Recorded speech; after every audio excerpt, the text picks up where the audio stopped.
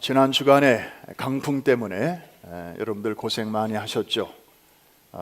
집 앞에 내놓은 쓰레기 그 통들이 막 굴러다니고 동네 나무가 막 쓰러지고 비행기가 회항하고 막 비가 들이치고 여러 가지로 불편한 점이 많으셨을 것입니다. 그런데 식물학자들의 말에 의하면 겨울이 지나고 이렇게 3월에 강한 바람이 이제 거의 매년 부는데 이게 굉장히 나무들의 성장에 필요하다는 것입니다.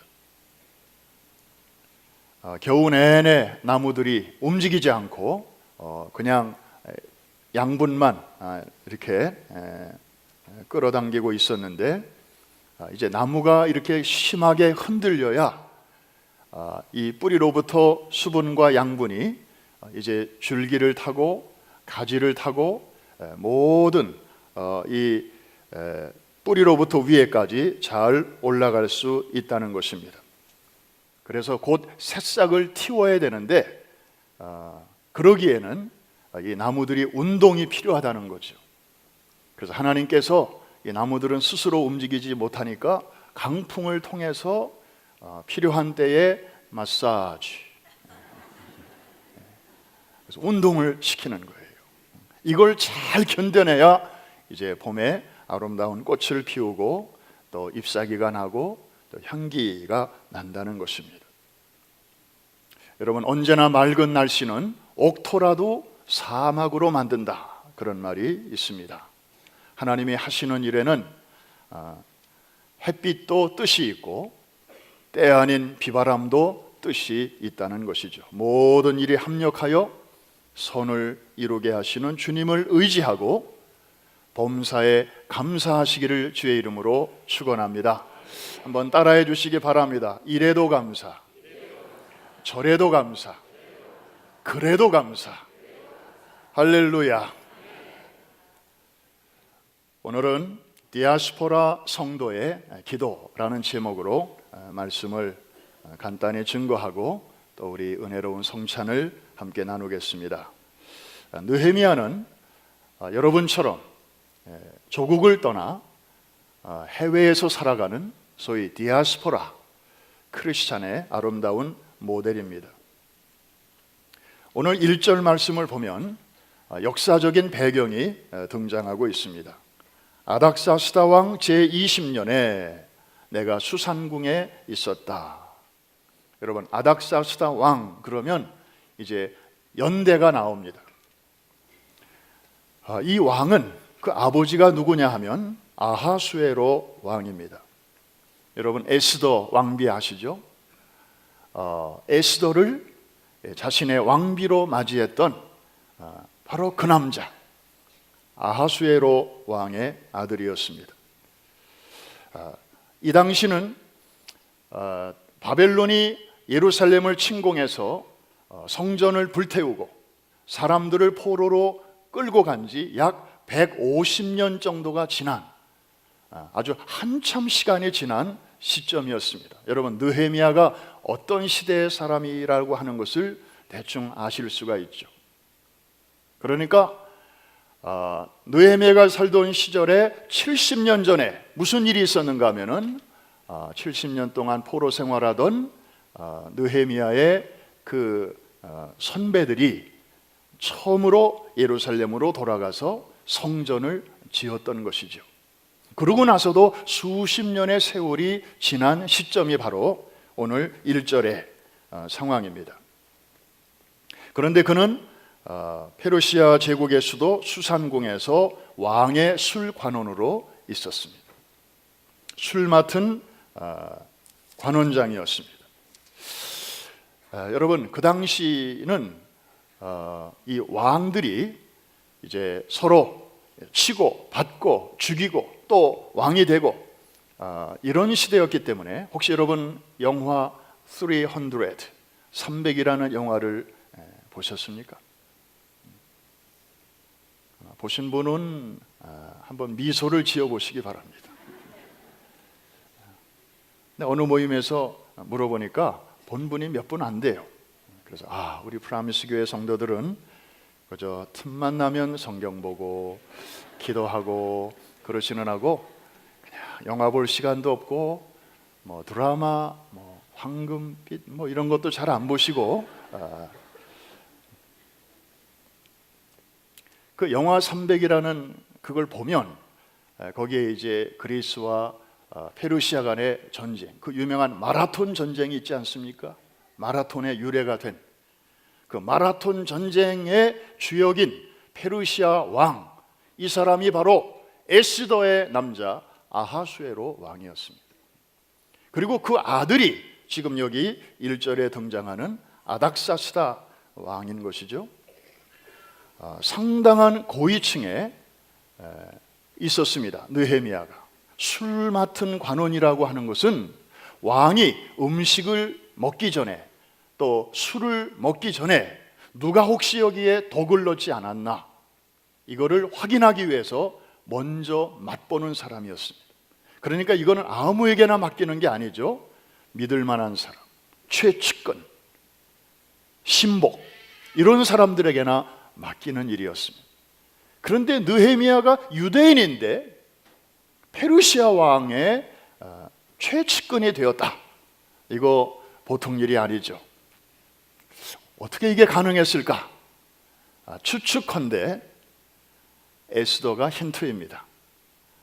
에스더, 유대인 여성이 바로 선왕의 왕비였기 때문에 어쩌면 자신과 동족인 느헤미야가 이렇게 관직에 봉사할 수 있도록 길을 열어준 것이 아닌가. 성경에는 나오지 않습니다마는 주변 상황으로 봐서 그렇게 추측할 수 있다는 거죠. 자, 그런데 2절을 보면 이 느헤미야가 뭘 하는지 나오고 있습니다. 내 형제들 가운데 하나인 하나니가 두어 사람과 함께 유다에서 내게 이르렀기로 내가 그 사로잡힘을 면하고 남아있는 유다와 예루살렘 사람들의 형편을 어떻게 한즉 물은즉, 물었다 그랬습니다. 여러분, 성경의 전체를 이해하는데 때로는 한 단어가 그것을 이해하는 창문 역할을 할 수가 있습니다. 예루살렘을 방문하고 돌아온 자기 동생이 있었습니다. 그 동생에게 물었다 그랬습니다.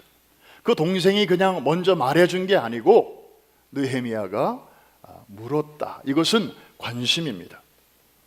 예루살렘의 형편과 거기 살고 있는 유대인의 형편이 어떠냐, 자신의 뿌리에 대한 관심이요, 동족에 대한 관심이요, 두고 온 조국에 대한 관심이 깊었다라는 것입니다. 여러분, 아까 말씀드렸죠. 자기의 조국은 150년 전에 망했습니다. 바벨론 제국에 의해서 망했습니다. 그리고 자신은 그 바벨론으로 끌려온 포로의 후예입니다. 시간이 상당히 흘렀습니다. 150년이 흘렀다면 2세가 아니고 3세도 아니고 4세, 아마 5세쯤 됐을 것입니다.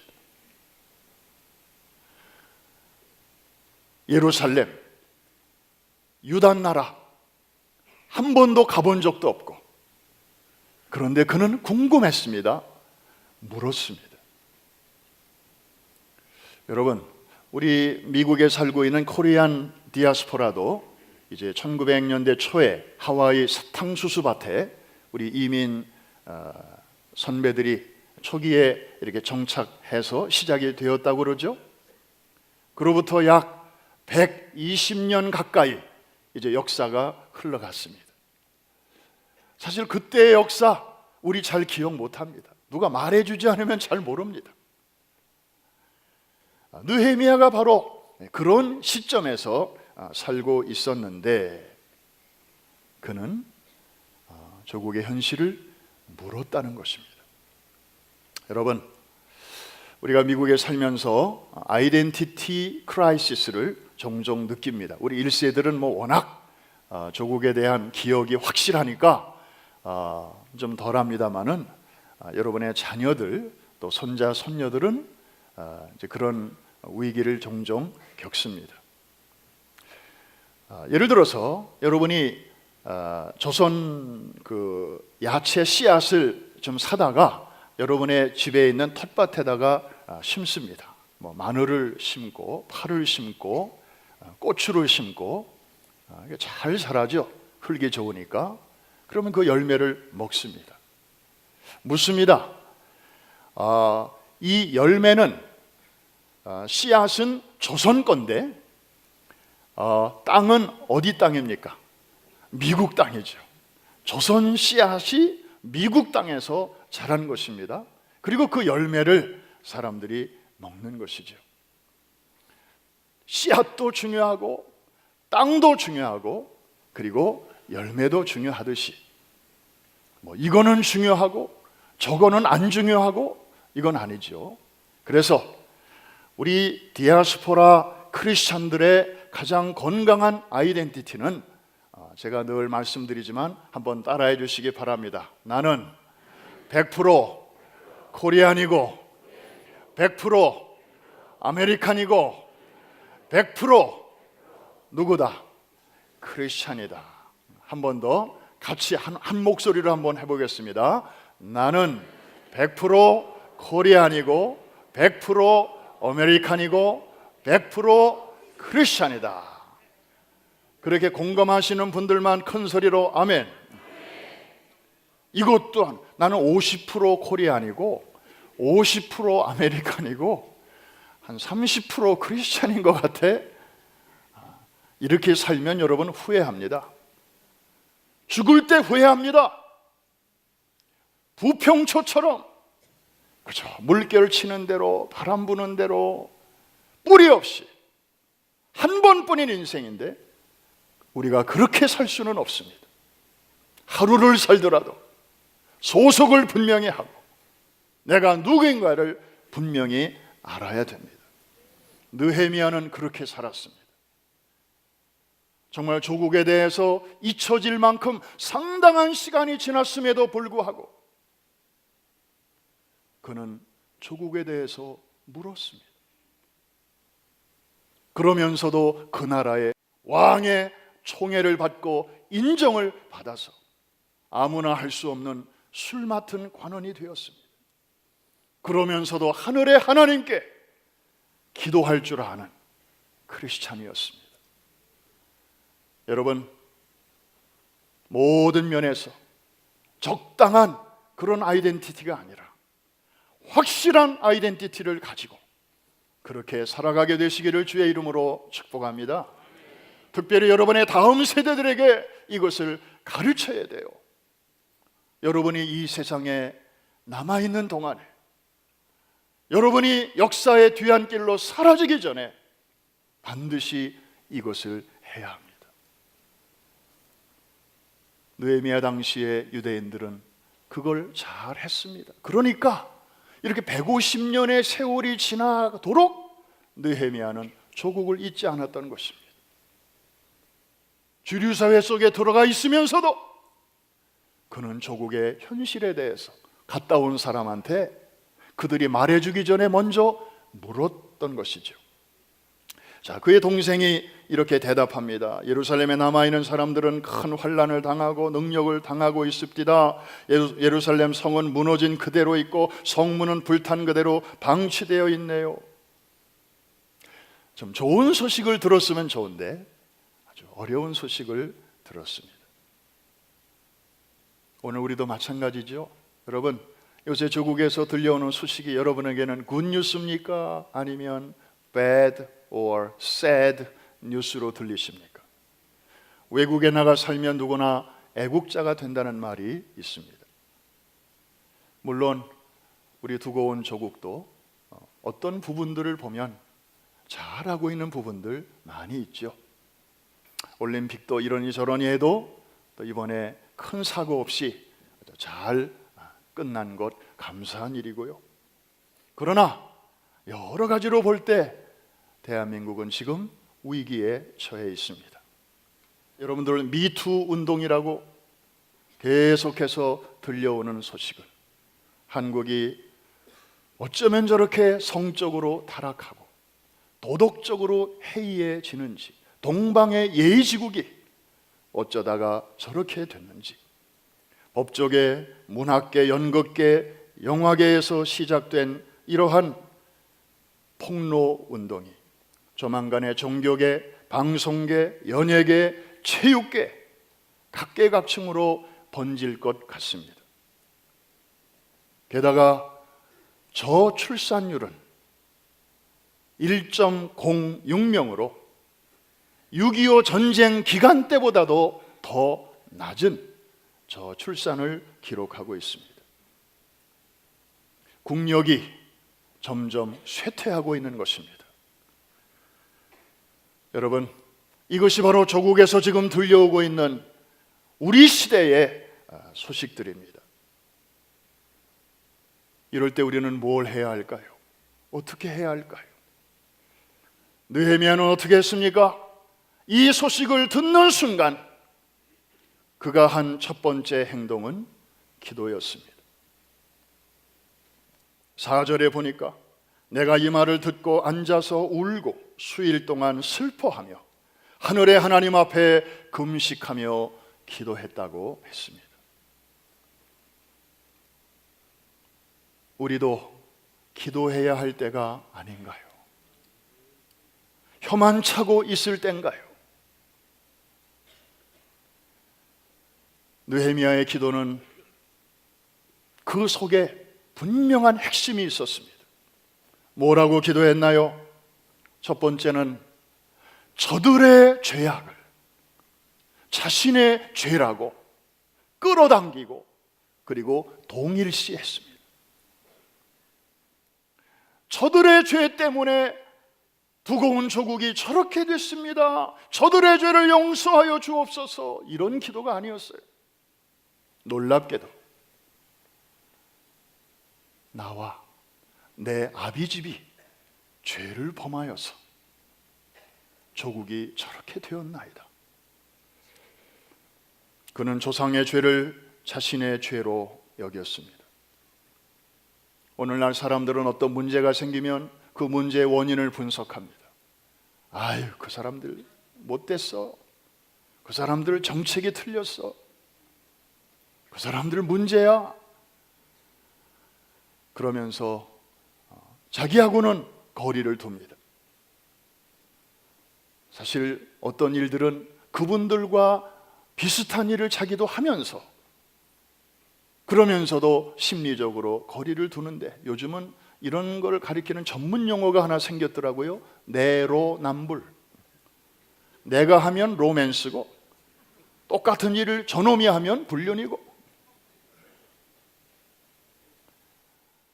그러니까 문제는 계속 재생산되는데 해결은 없어 보이는, 다 문제가 저쪽에 있으니까 나는 지금 잘하고 있어, 나는 지금 똑바로 생각하고 있고 똑바로 가고 있는데 다 저 친구들이 문제예요.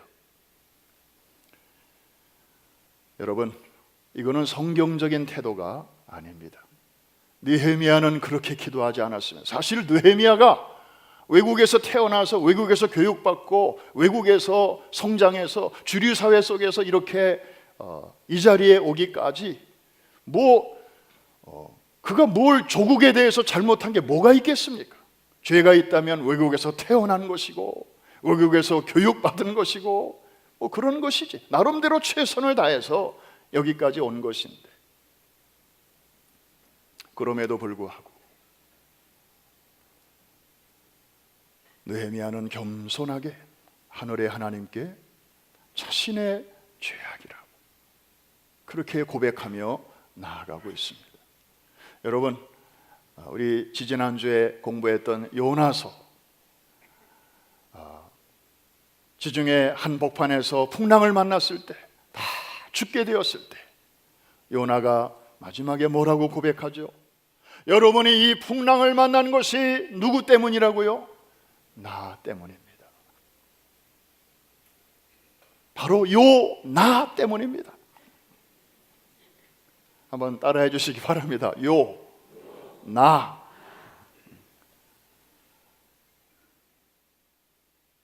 하나님 앞에 불순종한 내가 입에 타는 바람에 애매하게 여러분들이 이렇게 고통을 당하고 있는 것입니다.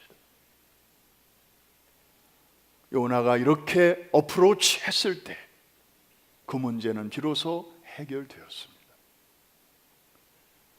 끝까지 감추려고 했다면, 위기를 그저 모면하려고 했다면 풍랑은 그치지 않았을 것입니다. 여러분, 우리 두고 온 조국의 문제도 누군가가 정말 나의 문제, 우리의 죄악으로 이것을 끌어안고 역사를 주관하시고 컨트롤하시는 하나님 앞에 이렇게 겸손한 마음으로 무릎 꿇어 기도하는 사람을 하나님은 오늘도 찾으시는 줄로 믿습니다. 또 하나, 느헤미야의 기도에 보면 우리가 꼭 배워야 할 점이 또 하나 보입니다.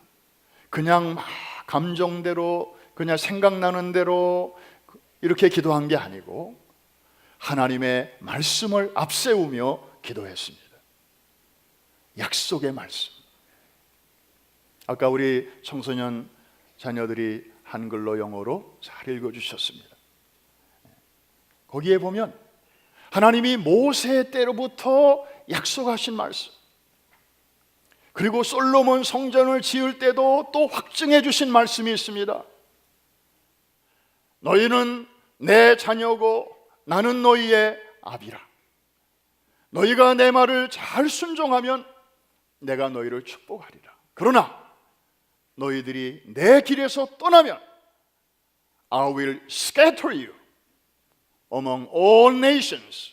내가 너희를 모든 족속 가운데 흩어버리리라. 하나님은 사랑의 하나님이신 동시에 공의의 하나님이시기 때문에. 그런데 그 다음 나오는 말씀이 중요합니다. 너희가 흩어진 자리에서 돌이켜 회개하고 내게 나오면 내가 너희를 다시 돌아오게 하리라.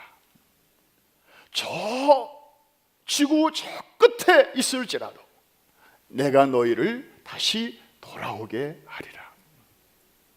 하나님의 약속의 말씀을 붙잡고 느헤미야는 기도하고 있습니다.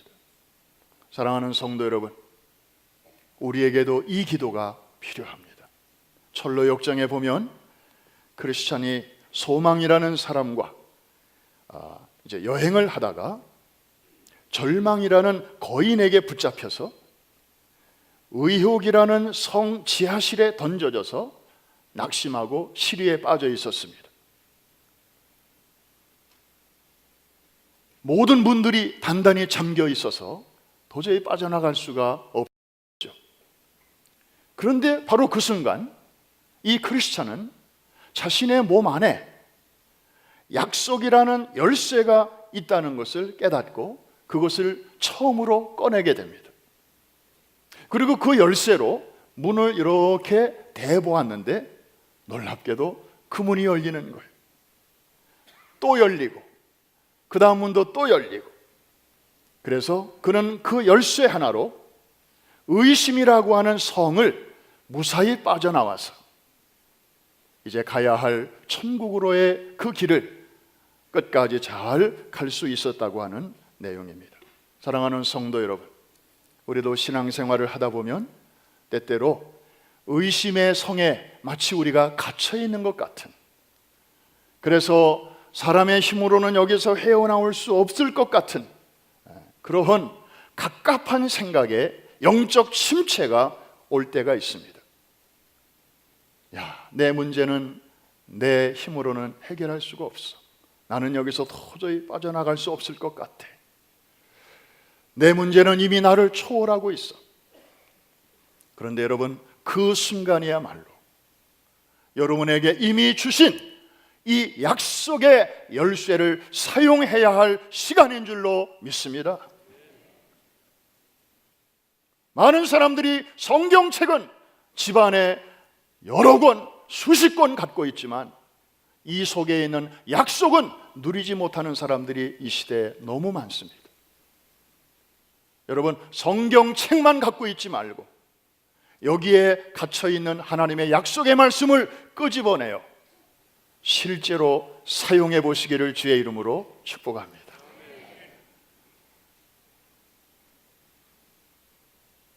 성경에서 역사하신 동일하신 하나님의 영이 여러분의 삶 속에서 하나님의 방법으로 도와주실 줄로 믿습니다. 우리 주님은 어저께나 오늘이나 영원토록 동일하신 분이시기 때문입니다. 할렐루야. 결국 느헤미야가 이렇게 기도했을 때 느헤미야 2장으로 넘어가면 이제 기도의 응답이 어떻게 나오는지 우리가 알 수 있습니다. To make a long story short, 느헤미야는 이제 왕의 허락을 받고 유다 총독으로 부임하게 되고 꿈에도 그리던 자신의 조국, 자신의 뿌리 예루살렘에 가게 돼서 이제 성벽 재건 공사를 52일 만에 그것을 잘 마치게 되는 것이죠. 그리고 이걸 계기로 해서 그 땅에는 신앙의 부흥운동, 재건운동이, 회복운동이 일어나게 된다는 이야기입니다. 사랑하는 성도 여러분, 오늘 말씀을 이제 마치면서 한두 가지 우리가 정리해야 할 것이 있습니다. 오늘 느헤미야가 주는 교훈이 있습니다. 첫째로, 성경에 나오는 모든 크리스찬들은 하나같이 하나님 나라를 위하여 쓰임받을 뿐만 아니라 자신이 속한 나라를 사랑하는 애국자였다는 사실입니다. 기독교에는 국경이 있을 수 없지만 모든 기독교인에는 저마다의 조국이 있습니다. 모세가 그랬고 요셉이 그랬고 다니엘, 에스라, 느헤미야, 에스겔, 예레미야, 에스더 등등 성경의 곳곳에 소개된 모든 하나님의 사람들이 하나같이 두 나라를 잘 섬기는 사람들이었습니다. 하나는 영원한 하나님의 나라, 또 하나는 자기들이 태어난 이 땅의 조국. 예수님도 심지어 온 인류의 구주로 오셨지만 당신이 타고난 유대인의 혈통, 그리고 당신이 두 발을 땅에 디디뎠던 그 땅의 백성들을 무척이나 사랑하셨습니다. 다가오는 성의 멸망과 그리고 동족들이 당할 어려움을 생각하시면서 주님은 눈물을 흘리셨고 소리내어 우셨습니다. 바울도 그러했습니다. 우리가 비록 조국을 떠나 살고 있지만 제 첫 번째 조국인 대한민국, 그리고 제2의 조국인 미국, 그리고 우리가 앞으로 영원히 살게 될 하나님의 나라, 동일하게 잘 섬기시고 사랑하고 그리고 그 나라를 위해서 후회 없이 여러분의 삶을 드릴 수 있기를 주의 이름으로 축원합니다. 또 하나의 교훈이 있습니다. 이건 정말 중요한 것입니다. 성경에 보니까 그 시대에도 고국에 살고 있는 사람들이 있었고 이런저런 사정으로 해외에 나와 살고 있는 소위 그 시대의 디아스포라 사람들이 있었는데 성경에 보니까 이 조국이 어려웠을 때 그 문제를 해결한 사람들은 하나같이 디아스포라 사람들이었다는 사실입니다.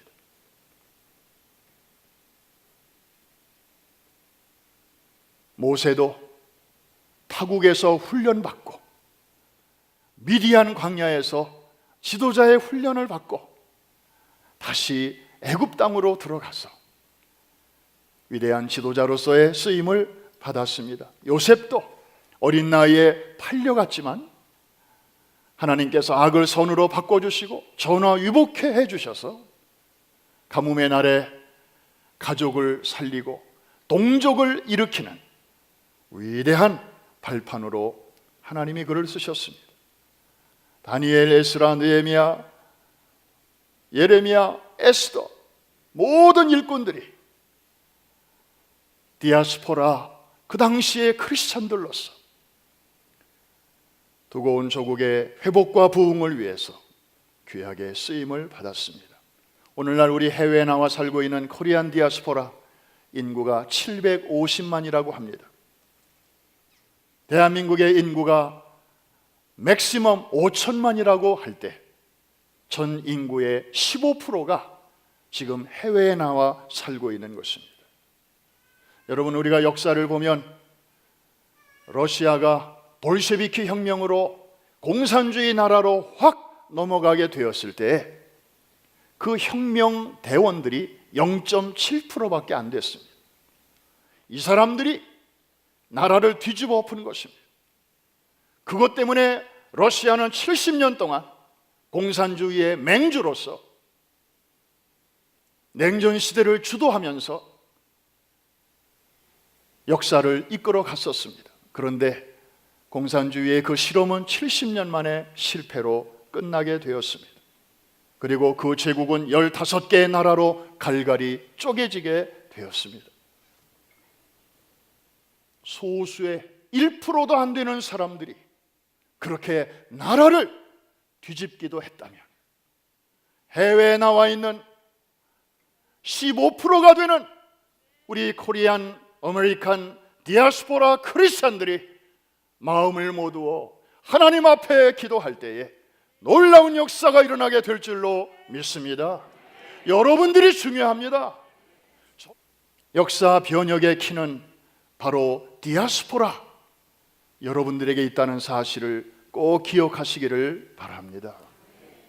우리 지난주에 본 것처럼 73년 여전히 나라가 가난하고 정말 어려운 처지에 있었을 때 빌리 그레엄 목사님을 통해서 많은 사람들이 복음 안에 희망을 발견하고 집회가 끝났는데도 많은 사람들이 돌아갈 생각을 하지 않고 그 차디찬 아스팔트 바닥에 신문지를 담요 삼고 방석을 요 삼아서 거기서 철야로 기도했던 그런 나라 아닙니까? 그리고 지금도 전 세계 미국에 이어 두 번째로 많은 선교사를 파송하는 그런 나라가 되지 않았습니까? 하나님의 기적과 사랑의 흔적들이 곳곳에 남아있는 이 두고 온 조국, 하나님이 결코 외면하시거나 버리지 아니하실 줄로 믿습니다. 여러분이 기도할 때 우리의 기도는 약하지만 그 기도를 들으시고 역사하시는 하나님은 전능하신 하나님, 크고 두려우신 하나님, Awesome God, 능치 못한 일이 없으신 그 하나님이시기에 지금은 잠시 3월의 강한 바람처럼 사나운 국제정세의 바람이 대한민국에 몰아치고 있지만 결국은 하나님께서 우리가 기도할 때 그 바람조차도 대한민국을 다시도 튼튼하게 하시려는 하나님의 섭리의 바람으로 사용해 주실 줄로 믿습니다. 오늘 3월 첫째 주일, 엊그제 지난 3.1절 99주년을 우리가 맞이하면서 새벽에 우리 성도들이 모여서 나라를 위해서 기도한 적이 있습니다. 오늘 저녁부터는 금식성회가 시작이 됩니다. 지금이야말로 그 어느 때보다도 나라와 민족을 위해서 기도할 때인 줄로 믿습니다. 여러분이 깨어 기도하시고 여러분의 자녀손들에게 한국의 역사를 잘 가르치시고 하나님이 우리나라를 얼마나 사랑하셨고 지금도 지키시고 계시는가를 오고 오는 세대들에게 잘 전하셔서 여러분의 자녀들이 이 시대의 느헤미야와 같이 귀하게 주류사회 속으로 진출하고 그곳에서도 자신의 뿌리를 잊지 않고 하나님을 잘 경외하는 그러한 일꾼들이 많이 나오게 되기를 주의 이름으로 축원합니다.